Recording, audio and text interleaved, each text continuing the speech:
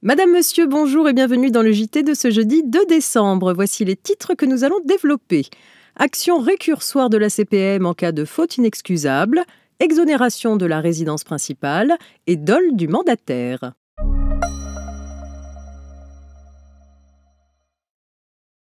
Lorsqu'un accident du travail ou une maladie professionnelle est due à la faute inexcusable de l'employeur, la CPAM récupère auprès de l'entreprise le montant de la majoration de rente ou d'indemnité en capital dont bénéficie le salarié, ainsi que, le cas échéant, les sommes versées pour la réparation de ces préjudices.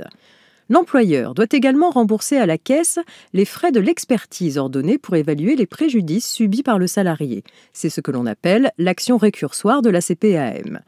Dans une affaire où une caisse avait attendu 7 ans pour agir, la Cour de cassation comble un vide juridique et précise que l'action récursoire de la CPAM à l'encontre de l'employeur qui est auteur d'une faute inexcusable se prescrit par 5 ans en application de l'article 2224 du Code civil.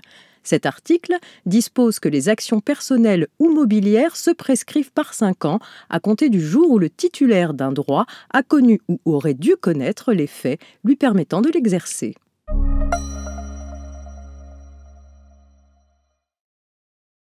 La plus-value réalisée à l'occasion de la cession d'un bien immobilier constituant la résidence principale du cédant au jour de la cession est exonérée de toute imposition.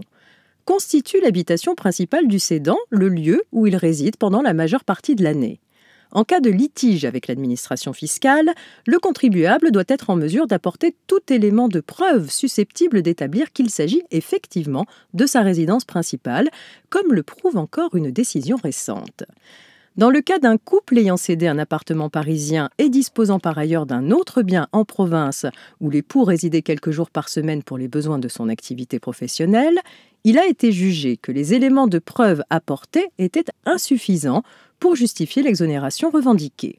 Alors que l'adresse en province figurait sur la déclaration de revenus et sur la taxe d'habitation, la production de factures d'électricité, de gaz et d'eau pour l'appartement de Paris, ainsi qu'une affiliation à la CPAM de Paris, un contrat d'assurance, une inscription à un club sportif et un extrait d'agenda n'ont pas convaincu les juges.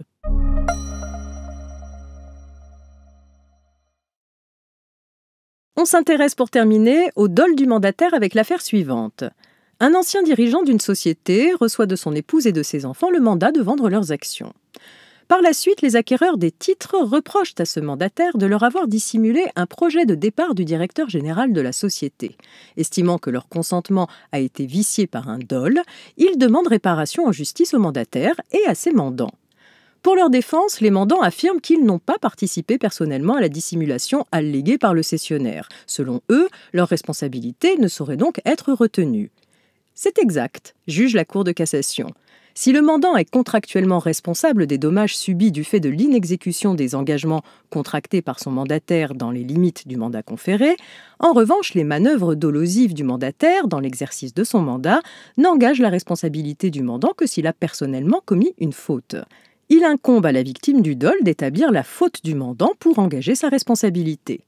Au cas présent, aucun élément ne permet d'établir que l'épouse et les enfants du mandataire ont personnellement participé aux arrangements dolosifs. Aucune faute de leur part n'étant démontrée, leur responsabilité civile ne peut être engagée du seul fait du mandat. C'est tout pour aujourd'hui. On se retrouve demain vendredi pour un dernier point d'actualité juridique avant le week-end. Très bonne journée.